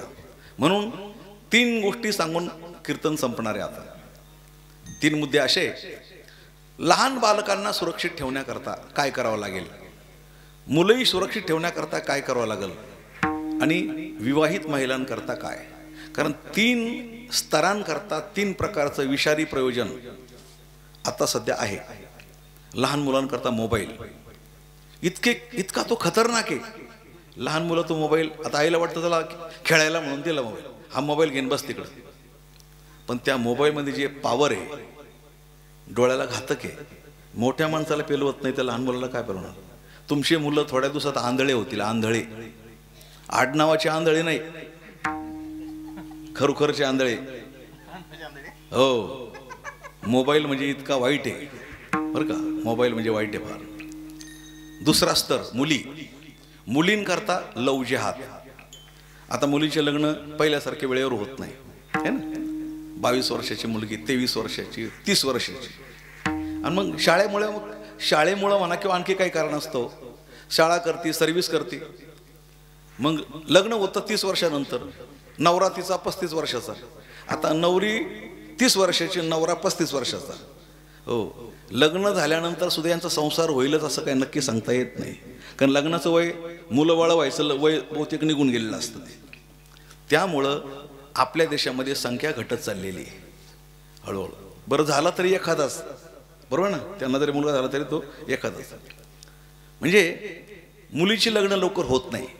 आता 30 वर्षापर्यंत जी मुलगी राहते, अनेकाच्या संपर्कात येते, घरात श्रीमंती असते, बापाचा मोठा बंगला असतो, मुलगी लाडकी असते, तिला स्वतंत्र रूम असतो, 1.25 लाखाचा मोबाईल असतो, ती फ्री असते.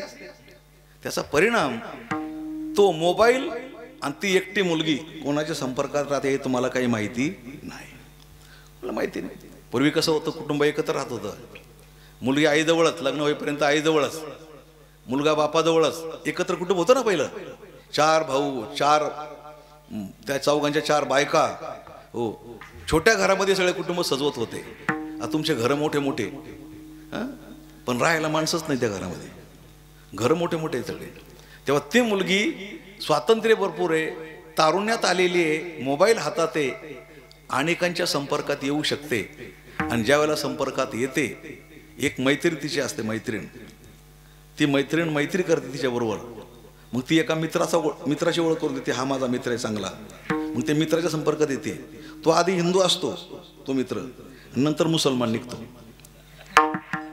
आणि नंतर मग ती त्या लव जिहादमध्ये अडकली जाते. आणि पुढे गेल्यानंतर बापालाच ब्रह्मज्ञान शिकवते. मग मी माझ्या मनाने केलंय. मुलगी जर एकुलती एक असेल ना, मुलगी पण जाते आणि प्रॉपर्टी पण जाते. पण कोर्टामध्ये तरुण मुलगी तुम्ही सोडवू शकत नाही.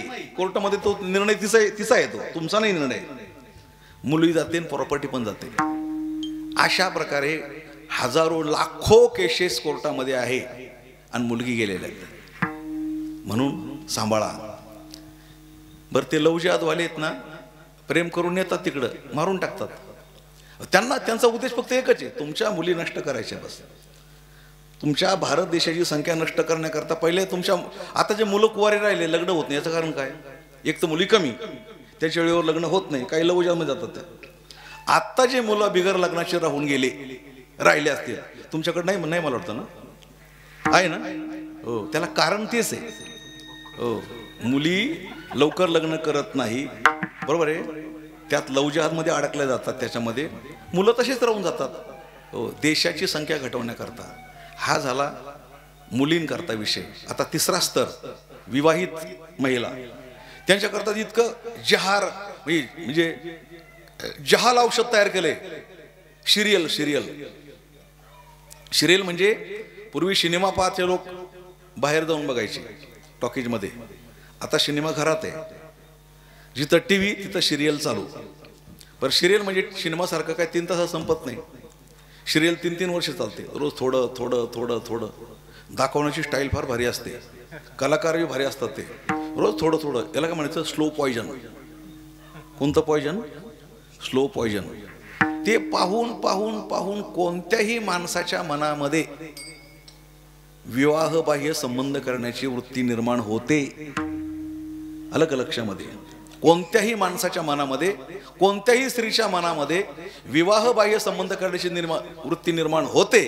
आणि त्यामुळे आता सध्या कोर्टामध्ये घटस्फोटाचे प्रमाण जास्त वाढले. हो, मुलं बाळा झालेले बाया माणसं सोडचिठ्ठी देतात. त्या कुणावर तरी प्रेम करतात, सोडचिठ्ठी. म्हणजे इथून पुढं लग्न होईल की नाही सांगता येत नाही, पण झालेले लग्न टिकतील की नाही ते पण सांगता येत नाही. हो, हा विषय फक्त विनोदाचा नाही आहे, टाइमपास म्हणून नाही आहे, तुमच्या आमच्या कुटुंबाशी जोडलेला आहे. आणि याच्याकरता विश्व हिंदू परिषद दरवर्षी कीर्तनकार मंडळींना हरिद्वारला नेतात. हरिद्वारला आता शिर्डीला चालू आहे चिंतन शिबिर. वर्षातून 1-2 ठिकाणी लाखो रुपये खर्च करून एक हॉल घेतात, कीर्तनकारांना आणून बसवतात की परिवार सांभाळा, तुमचे परिवार टिकवा. कारण परिवार ही मजबूती आहे, परिवार ही आपली ताकद आहे. पण आता परिवार राहिले नाही ना, है ना? परिवार राहिले नाही. आताचा बाप असा आहे की मुलं 2 आहे, शिकायच्या आधी त्याचे 2 बंगले घेऊन ठेवतो. एकाचा बंगला पुण्याला, एका साताऱ्याला घेऊन ठेवतो. लग्न झाले की तुम्ही तिकडे राहा. अरे राहू द्या ना थोडे दिवस एकत्र. पैशाला उत आलाय हो, इतका पैसा, मुलाला एक बंगला, इकडे एक बंगला. हो, त्याचा परिणाम तिकडं जे मुलं सर्व्हिस करताना, बायको सर्व्हिसला, नवरा सर्व्हिसला, त्याला 1 लाख रुपये पगार, तिला 1 लाख रुपये पगार, आणि मुलं बाळा सांभाळायला बाई ठेवलेली असते. आता दोघंही सर्व्हिसला असल्यामुळे त्या मुलं सांभाळायला बाई, ती बाई कोणीतरी असते, काय खाऊ घालते आणि काय पिते. तुम्ही तुमचे मुलं स्वतः सांभाळले नाही तर तुमचे मुलं पण तुम्हाला सांभाळणार नाही. ही कीर्तनाचं वाक्य ध्यानात ठेवा. म्हणून अशा प्रकारची परिवार व्यवस्था धोक्यात आलेली आहे. कुटुंब टिकवा, परिवार टिकवा. तर आपला देश टिकल, तर आपला देश हिंदू राष्ट्र होईल आणि तर आपल्या देशाला विश्वगुरु होण्याचा मान मिळेल. ज्ञानेश्वर ज्ञानराज माऊली तुकाराम ज्ञानेश्वर माऊली ज्ञानराज माऊली माऊली ज्ञानेश्वर माऊली ज्ञानराज माऊली माऊली ज्ञानेश्वर माऊली ज्ञानराज माऊली ज्ञानेश्वर माऊली तुकाराम तुकाराम तुकाराम तुकाराम तुकाराम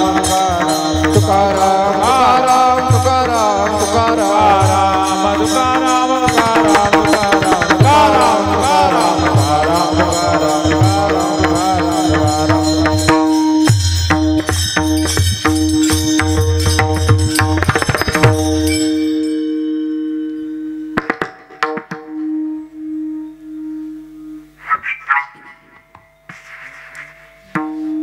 जानते नेनते हरीचे ठिकाणी, जानते नेनते हरीचे ठिकाणी, जानते नेनते हरीचे ठिकाणी, जानते नेनते हरीचे ठिकाणी, जानते नेनते हरीचे ठिकाणी, जानते नेनते हरीचे ठिकाणी, जानते नेनते हरीचे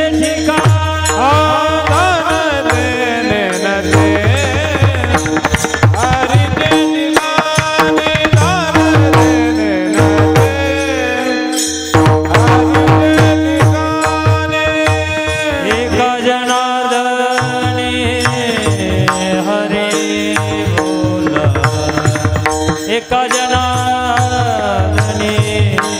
हरी बोला, हरी मोके गाता हर पली हरी मोके गाता हर पली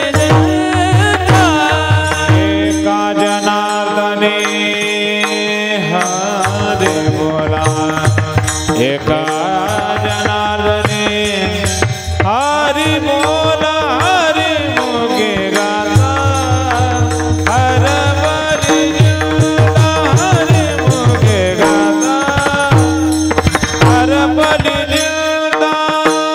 एका जनार्दनी हरी बोला, त्या नाही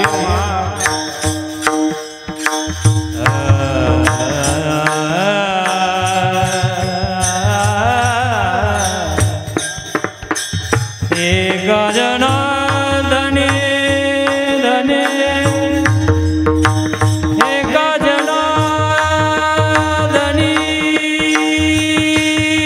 हरि बोला, हरि बोला, हरि बोला, हरि बोला,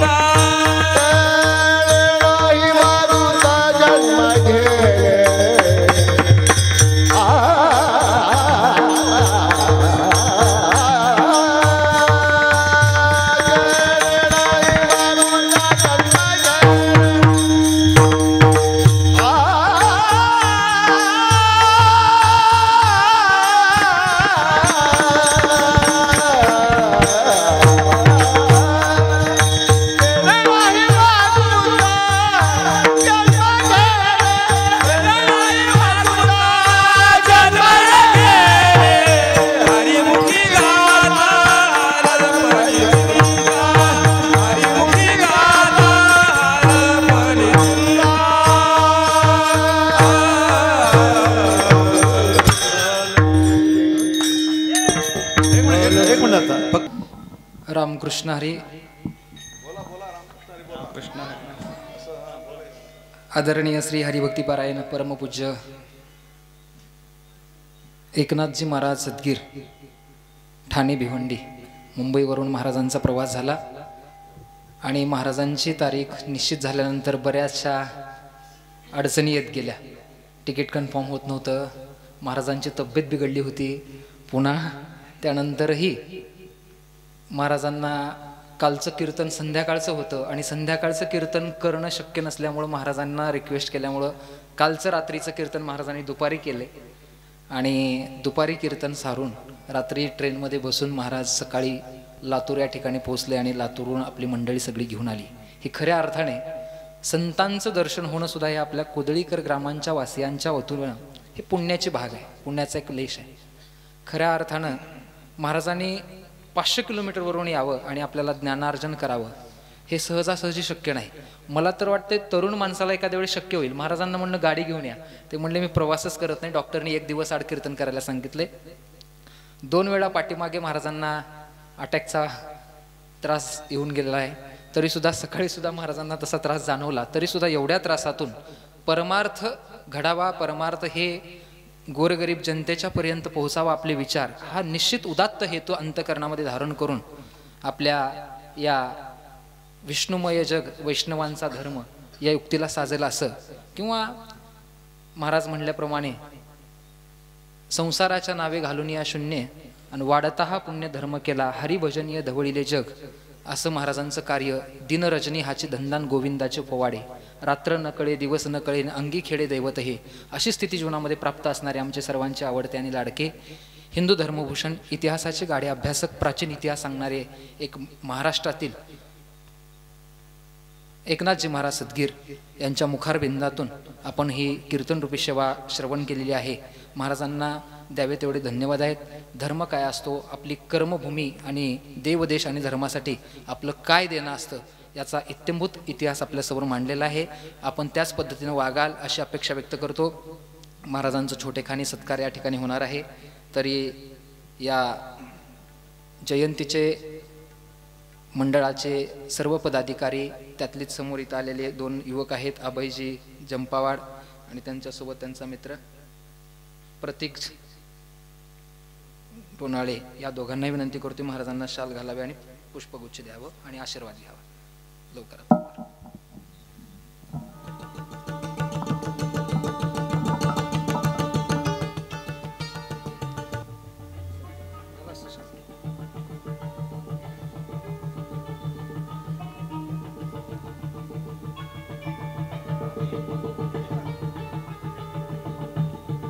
तिकडे पलीकडे महाराज सरकार.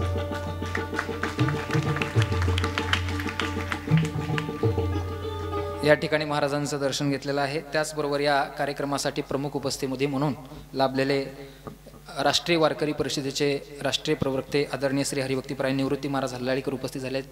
त्यांचं सुद्धा पुष्पगुच्छ देऊन महाराजांनी सहर्ष स्वागत करावं. आदरणीय निवृत्ती महाराज हल्लाळीकर, शिवदत्त वारकरी शिक्षण संस्थेचे संस्थाचालक.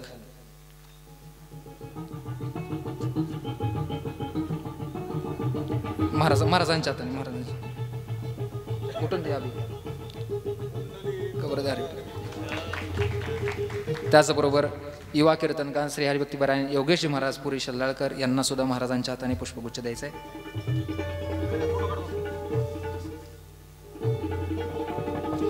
दिवसभर ज्यांनी महाराजांच्या सेवेत आहेत असे आदरणीय श्री हरिभक्तीपरायण योगेशजी महाराज पुरी शल्लाळकर. त्याचबरोबर विश्वासजी पडिले सर यांनाही विनंती करतो की त्यांनी महाराजांच्या वतीनं हा सत्कार स्वीकारायचा आहे.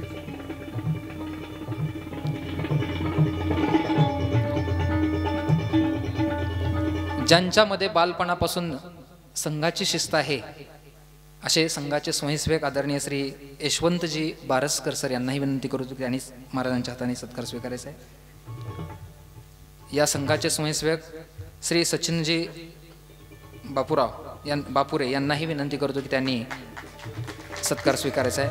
त्याचबरोबर उदगीर जिल्हा धर्मजागरण सहसंयोजक संघदृष्ट्या उदगीर जिल्हा आहे आणि या उदगीर जिल्ह्याचे धर्मजागरण प्रमुख सहसंयोजक जे आहेत ते आदरणीय श्री बसवराजजी डांगे साहेब, ज्यांचं काम अगदी तळागाळापर्यंतच्या माणसापर्यंत पोहोचलेलं आहे, असे सर्वांचे आवडते आणि लाडके बसवराजजी डांगे साहेब यांचा सत्कार. त्याचबरोबर राजू बाबूराव हेडंबे सर, शेतकरी संघटनेचे महाराष्ट्र अध्यक्ष, त्यांचाही सत्कार स्वीकारायचा आहे. त्याचबरोबर गणेश वैजनाथराव गोनगे यांचाही सत्कार महाराजांच्या हाताने दर्शन घ्यायचं महाराजांचं. या कीर्तनासाठी आवर्जून ज्यांची उपस्थिती प्राप्त झाली, भारतीय जनता पार्टीचे आध्यात्मिक आघाडीचे तालुका अध्यक्ष श्री हरिभक्तीपरायण तुकारामजी मामा गुरमे कासराळकर यांचाही महाराजांच्या हाताने दर्शन घ्यायचं आहे.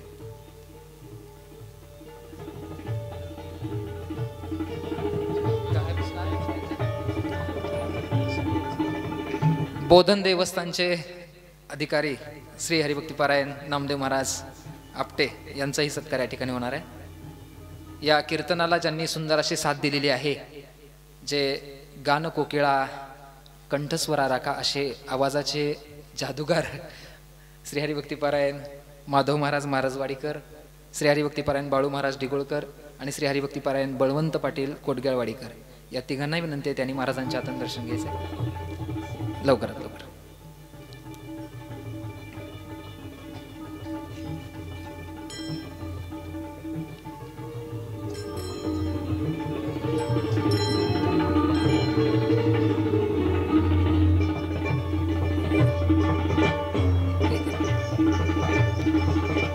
त्याचबरोबर या सर्वांच्या कानाला मधुर असा आवाज, सगळ्यांना एका तालामध्ये मंत्रमुग्ध करणारे श्री जे आंतरराष्ट्रीय वादक म्हणून ज्यांची नियुक्ती झालेली आहे श्री प्रकाश महाराज बेन्नाळकर.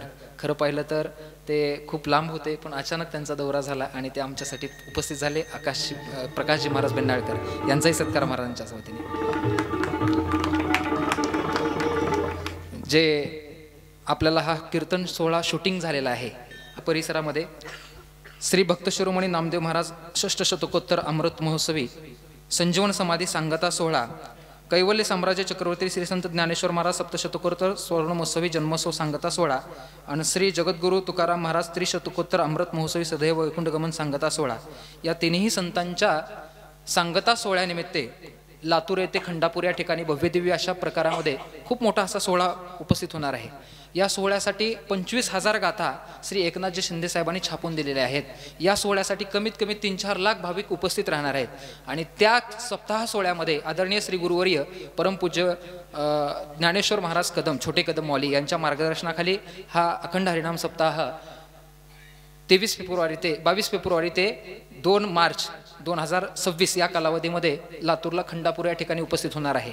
त्या सप्ताहामध्ये 375 तुकाराम महाराजाची तुकाराम नावाची माणसं आहेत.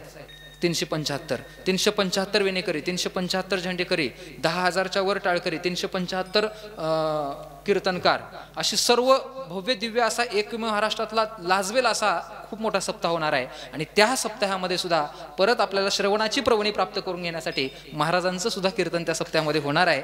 म्हणून एकनाथजी महाराज सदगीर यांचं पुनश्च एकदा लातूर जिल्ह्यामध्ये उपस्थिती लाभणार आहे. याही कीर्तनाचा सर्वांनी लाभ घ्यायचा आहे. त्या कीर्तनासाठी जात असताना, त्या सोहळ्यासाठी जात असताना, गाथा पारायणासाठी जात असताना कमीत कमी जाताना आपल्या परिसरामधून जाताना इथे 8 आहे की जाता असताना गाथा पारायणाला सर्वांनी बसावं. सोबत जात असताना आमटीसाठी 500 रुपये आणि 11 भाकरी असं त्यांचं नियोजन आहे. प्रत्येक दिवशी 50 हजार 1.5 लाख भाकरी 50 गावातल्या प्रत्येक तालुक्याला जोडून देणार आहेत. असं खूप मोठं नियोजन आहे. याही सोहळ्याचा महाराजांच्या मुखारविंदातून श्रवण होणार आहे आणि त्याचाही सर्वांनी लाभ घ्यावा अशी सर्वांना विनंती. त्याचबरोबर बिरादार साऊंड सिस्टम हानेगावकर यांचाही सत्कार महाराजांच्या वतीनं प्राप्त होणार आहे. ज्यांना कधीच साऊंड सिस्टीममध्ये व्यत्यय निर्माण झालेला नाही. आपल्या परिसरामध्ये आंध्र, महाराष्ट्र, कर्नाटक आणि तेलंगणा या परिसरामध्ये ज्यांचं नाव आहे असे बिरादार साऊंड सिस्टीम यांचं सुद्धा स्वागत आहे ठिकाणी. झालेली सेवा अकारण करुणावरून आले भक्तवत्सल जगदाधार रुक्मिणी प्राणसंजीवन परमात्मा पंढरीनाथाच्या चरणारविंदी सेवा समर्पित आहे आणि सेवेला पूर्ण विराम. विठ्ठल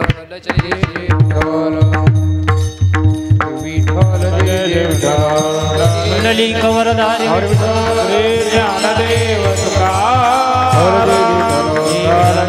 कुंडली कवरधारी ज्ञानदेव तुका